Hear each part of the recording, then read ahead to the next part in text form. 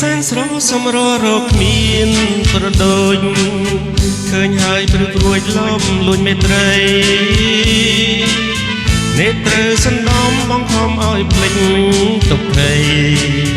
គេងគិតស្រមៃតែស្រីមួយទេពលណានឹកណាប្រទះតែទុក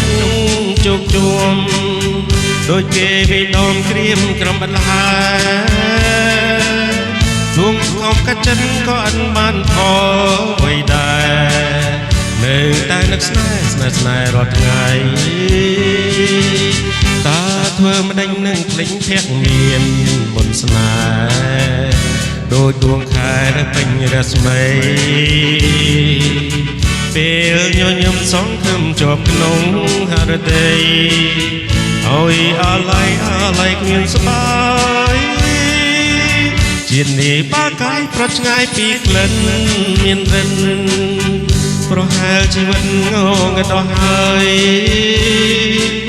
រួងស្គាល់តែទុំសុំសល់សងសូនអូនអើយអង្គបានយល់ត្រើយនៃខ្នើយវាសនា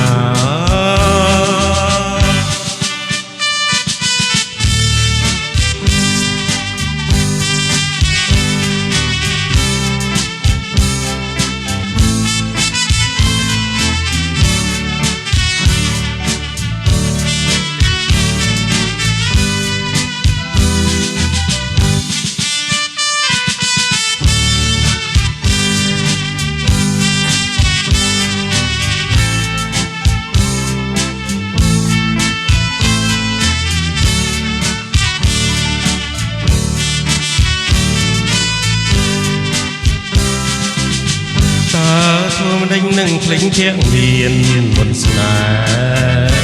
ដូចដួងខែដែលពេញរស្មី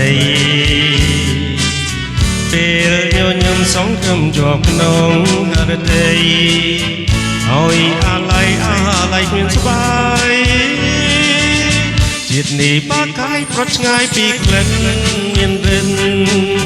ប្រហែលជីវិតងងដោះហើយរួងស្គាល់តែទុំសុំសល់សងសូនអូនអើយអង្គបានយល់ត្រើយនៃខ្នើយវាសនា